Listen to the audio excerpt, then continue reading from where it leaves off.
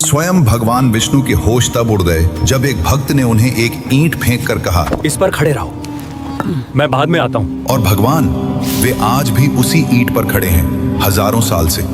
यही है पंढरपुर के विट्ठल की कथा। उस भक्त का नाम था पुंडलिक। पहले ये इंसान नहीं, राक्षस था। बूढ़े माँ बाप से नफरत करता था। बीवी के कहने पर उन्हें नौकर बना रखा था। बोलता था, बूढ़े हो गए हो, बस खाते रहो। एक दिन पुंडलिक पत्नी के साथ तीर्थ यात्रा पर निकला। माँ बाप को भी ले गया, पर सेवा के लिए नहीं, बोझ ढोने के लिए। रात को जंगल में रुके, खुद तो गर्म कंबल में सो गया और माँ बाप को ठंड में बाहर छोड़ दिया। आधी रात पुंडलिक की आंख खुली। उसने देखा 3 दिव्य स्त्रियां आईं। उनके कपड़े मैले थे। उन्होंने माँ बाप के पैर धोए और एक चमत्कार हुआ, उनके मैले कपड़े एकदम साफ हो गए। पुंडलिक चौंका, पूछा, माताओं आप कौन हैं? हम गंगा, यमुना, सरस्वती हैं। पापी लोग हम में नहाते हैं, इसलिए मैली हो जाती हैं, पर इन वृद्धों की सेवा से हम फिर पवित्र हो गईं। बस उसी पल पुंडलिक बदल गया।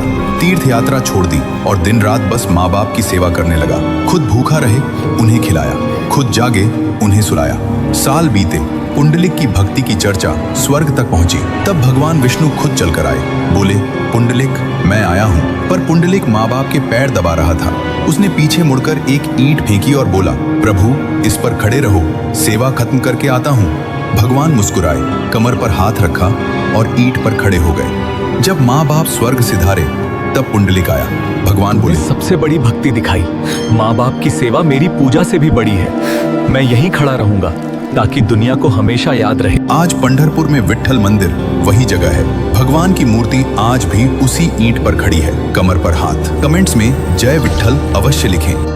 एक आदमी संत सेवा में गया तो बहुत दिन संत सेवा की, तो उसने एक दिन कहा कि महाराज हम आपसे कह नहीं रहे, हमारे अंदर कोई ऐसी श्रद्धा से हम सेवा आपकी नहीं कर रहे, हमें धन चाहिए। और सुना है संत सिद्ध पुरुष होते हैं, वो चाहें तो धन दे सकते हैं। तो उनका अगर सेवा का फल तुम धन चाहते हो, दिव्या पारसमणि दिव्या बोले जाओ, 7 दिन तुम्हें देते, जितने लोहे में चाहोगे वो छुआ दो, वो सोना बन जाएगी। पारसमणि का प्रभाव होता है। जाओ 7 दिन की शाम को हम वापस ले लेंगे। और उसने विचार किया कि मणि तो हमारे पास आएगा, हम सब खेती बेच डाले और लोहा खरीद करके और घर में सब बंद कर ले, तो आखिरी में पूरे लोहा में छुआ देंगे। अब खेती बेचने में कई दिन लगे, 3-4 दिन, ग्राहक भी ढूंढ रहा है। खेती बेचा, फिर लोहा एकत्रित करके, और मतलब वो ये भूल गया कि शाम के पारसमणि ले जाएंगे। शाम तक सब लोहा घर में अंदर डाल करके वो डाल ही रहा था लोहा। महात्मा जी आ गए, उनका बेटा पारसमणि वापस करो। बोले स्वामी जी पूरी खेती बेच डाला, सबका डाला, आप लोहा तो अंदर ही डाल रहे, थोड़ी देर रुक जा। बोले 7 दिन में नहीं, एक कील भी सोना नहीं बना पाए, सीधे वापस, कुछ नहीं हुआ। समझ पाए? ऐसे ही भगवान ने श्वास रूपी पारसमणि दी है। इसे नाम में राधा राधा राधा।